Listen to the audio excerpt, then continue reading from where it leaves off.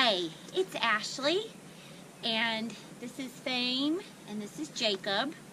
They're two Arabians that I've been with for a long time. In fact, this is my first horse.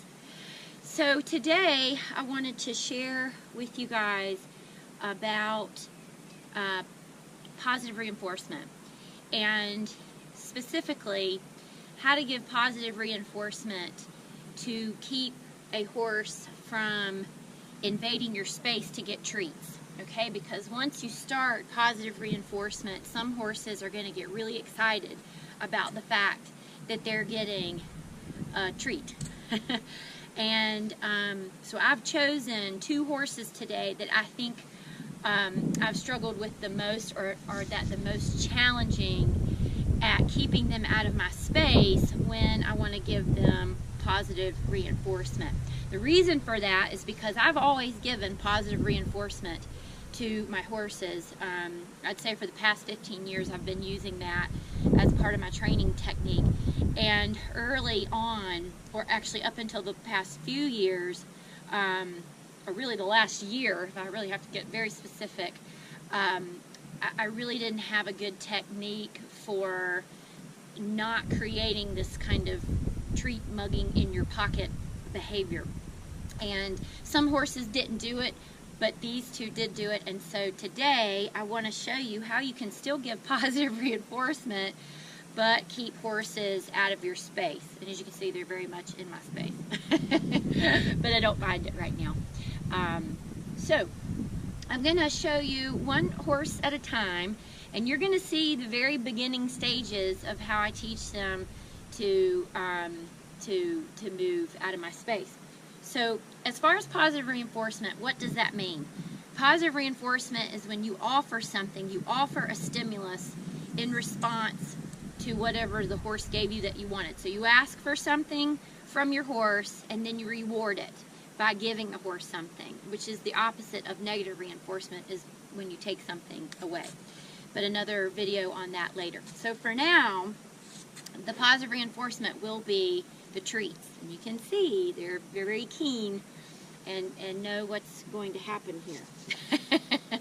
Alright, so let me back one horse up and demonstrate with the other one. Jacob, back. Ah. Jacob, back. Ah. Jacob, back. Good job. Hold. Okay, so, and I'm having to sit down. Some of you know that I've fractured my sacrum, my lower back, so I have to sit down to do this, which has made my horsemanship so much better. I've gotten better at using energy and body language because I can't do it the way I normally do. Okay, so here's Fame, and what I'd like for Fame to do is to every time, first of all, when I give positive reinforcement, I give it on the other side of my body. So I'm going to give him the cue for a reward is coming, and I give it to him over here.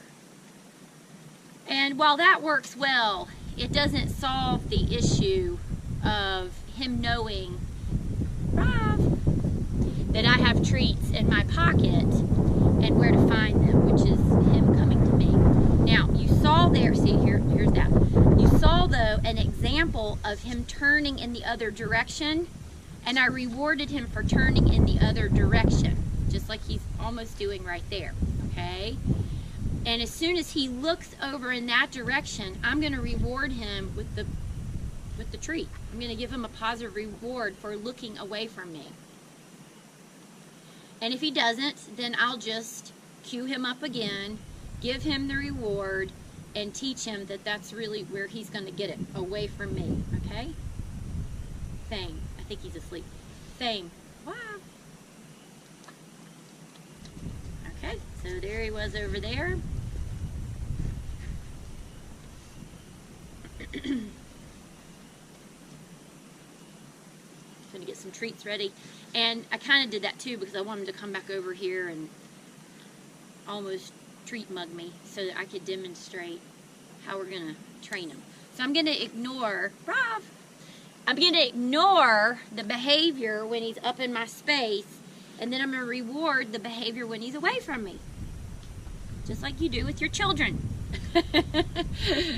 I mean, you might not want your children away from you. You might not reward that behavior, but whatever it is, you ignore. You ignore the behavior that you don't want and reward the behavior that you do want. So he's done it a couple of times. This is really good. I just started this with him consistently, very recently, and today's really a focused training day on this activity. So when other times when I've trained him, it's been kind of on the fly when I needed to stop the treat mugging. But today is specifically for you guys, for purposes of this video. I'm training him just for this particular activity, to reward him not treat mugging me. 4, 5. Look over there, just kind of a reminder, he's a little sleepy. They've been standing around while I sit to groom them, and they've gotten sleepy. 5. Good. So I should have reached under his head that time, but I didn't. It's actually a little easier. 5. He was going to scratch his face on his foot, I think, but I took it. I took that opportunity to reward him, and he knows where they are, and he comes back over here, but I'm never going to reward him when he's in my treat pouch or when he's in my lap. So, and here, this one, he also knows treats are coming. Good boy thing. You sleepy? Are you sleepy, baby? 5. Got the rope in the way that time. Okay, a few more of these. 5. All right, very good. And this will just get better and better. 5. Oh my goodness, don't you want to play this game? Don't you want to play? Very good, Fame. Good boy. All right, so I'm going to back Fame up, and I'm going to do this with Jacob, who I actually don't think I've done this with before because he's not quite as in my space as Fame. Fame, back.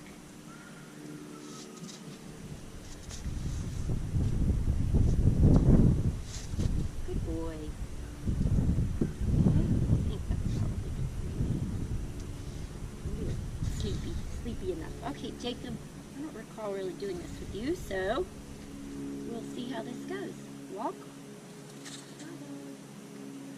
Can everybody still see me? Back. Back. Let me switch my treat pouch. Oh yeah, he says. That's what we came for today. That's why I woke up. Yummy snacks. There's yummy. See, now he's really... Alright, okay. So, I have him ready.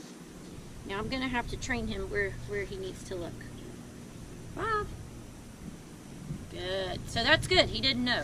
Fame kind of knew, because I've done it more with Fame.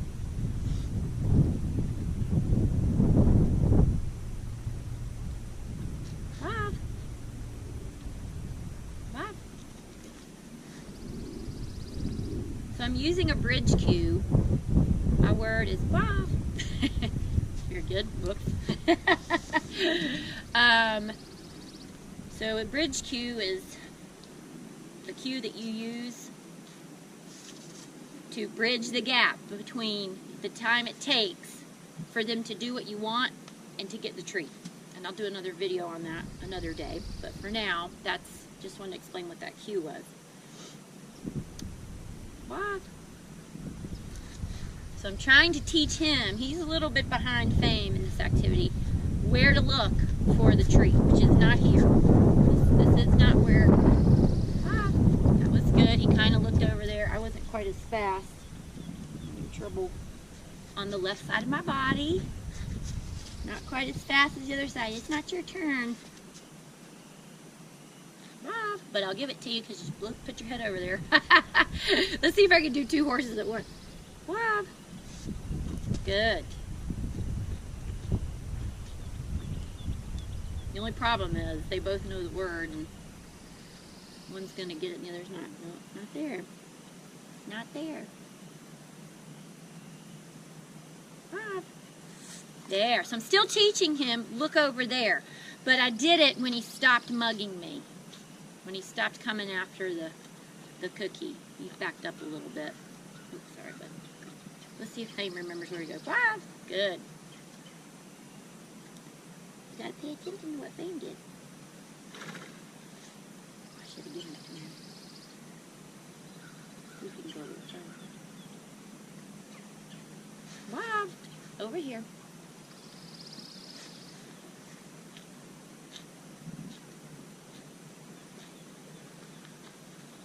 That's not where it is, buddy. 5. He's trying to scratch his foot, or his face on his foot, but I'm kind of using that as an opportunity to teach him where to go.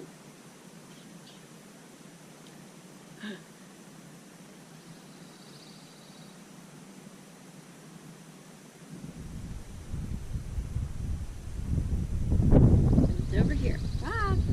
Over there. And you remember where to go? 5. You guys are cute. 5. So he's really going down. I'm kind of teaching him to go down instead of over. Let me reposition you a little bit. Yep. Jacob, walk. Jacob, walk. Good. Surrounded by horses.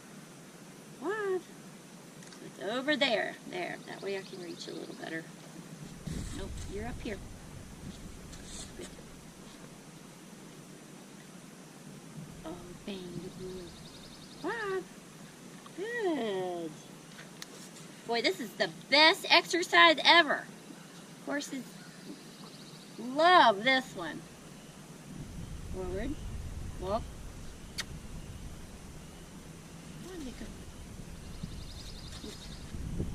Trying to get you situated so everybody can still see. 5. Fame did it.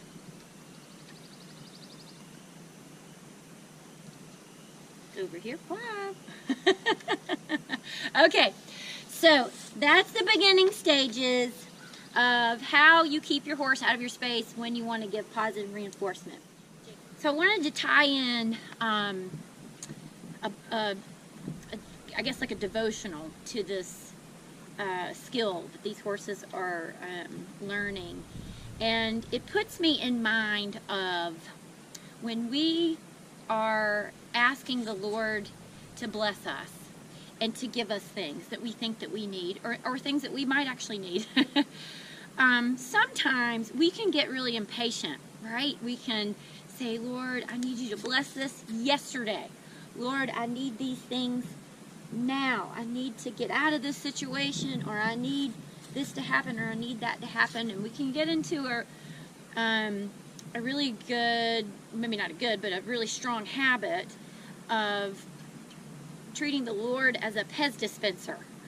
And sometimes he says yes to what we're asking. Sometimes he says no. We've all experienced this. And sometimes he says not right now. And so with these horses, you know, when they're all on top of me and in the treat pouch, it's almost puts me in mind of when I seek the Lord and say, Lord, I need this and this and this and this and this, and go through my to-do list and forget about the relationship that I have with him, and just being and dwelling in that. And it's the same way if you have children and your children, you know, say, Mommy, Mommy, Mommy, Mommy, Mommy. And, or I want this, I want this, I want this. It doesn't make you feel good because there's no relationship, except it's a very one-sided relationship, and the person who's asking for something just kind of needs you to give it to them, and that's all there is to the relationship. And it doesn't make for mutually beneficial relationship. And that's how it feels when the horses mug you for treats. So just to kind of develop some empathy there, and that's probably how our Lord feels. Of course, he's not offended like we are. He's above all that, but you know, he created us to be in relationship with him, and when all we're doing is seeking him to get something, it's not good for us, and it's not good for our relationship with him.